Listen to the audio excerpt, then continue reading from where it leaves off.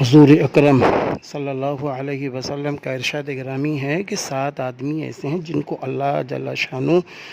اپنی رحمت کے سائے میں ایسے دن جگہ عطا فرمائے گا جس دن اس کے سائے کے سوا کوئی سایہ نہ ہوگا۔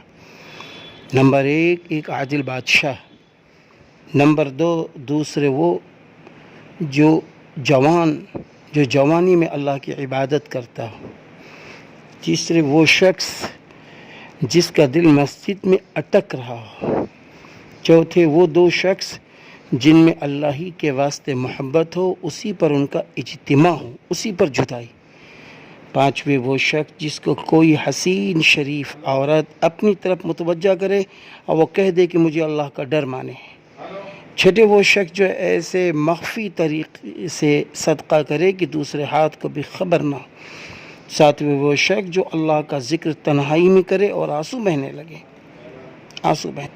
ان 7 آدمیوں میں جن کا ذکر حدیث پاک میں وارد ہوا ہے، ایک وہ شخص بھی ہے جو اللہ کا ذکر تنہائی میں کرے اور رونے لگے۔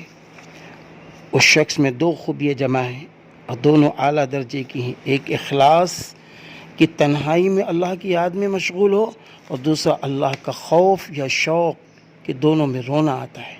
اور دونوں میں کمال ہے۔ ایک اور حدیث میں ہے کہ جو آنکھ اللہ کے خوف سے روئی ہو اس پر جہنم کی آگ حرام ہے، اور جو آنکھ اللہ کی راہ میں جاگی ہو اس پر بھی حرام ہے، اور جو آنکھ ناجائز چیز مثلا نامحرم وغیرہ پر پڑھنے سے رک گئی ہو اس پر بھی حرام۔ حضور اکرم صلی اللہ علیہ وسلم کا ارشاد ہے کہ قیامت کے دن ایک آواز دینے والا آواز دے گا، عقل مند لوگ کہاں ہیں؟ لوگ پوچھیں گے کہ عقل مندوں سے کون مراد ہے؟ جواب ملے گا وہ لوگ جو اللہ کا ذکر کرتے تھے، کھڑے اور بیٹھے لیٹے، یعنی ہر حال میں اللہ کا ذکر کرتے رہتے تھے،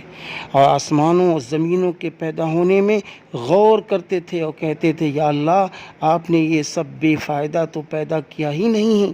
ہم آپ کی تسبیح کرتے ہیں، آپ ہم کو جہنم کے عذاب سے بچا لیجئے۔ اس کے بعد ان لوگوں کے لیے ایک جھنڈا بنایا جائے گا جس کے پیچھے یہ سب جائیں گے اور ان سے کہا جائے گا ہمیشہ ہمیشہ کے لیے جنت میں داخل ہو جاؤ۔ اللہ اکبر، اللہ اکبر۔ حضرت عائشہ رضی اللہ تعالیٰ عنہ سے ایک شخص نے عرض کیا کہ حضور صلی اللہ علیہ وسلم کی کوئی عجیب بات سنا دیجیے۔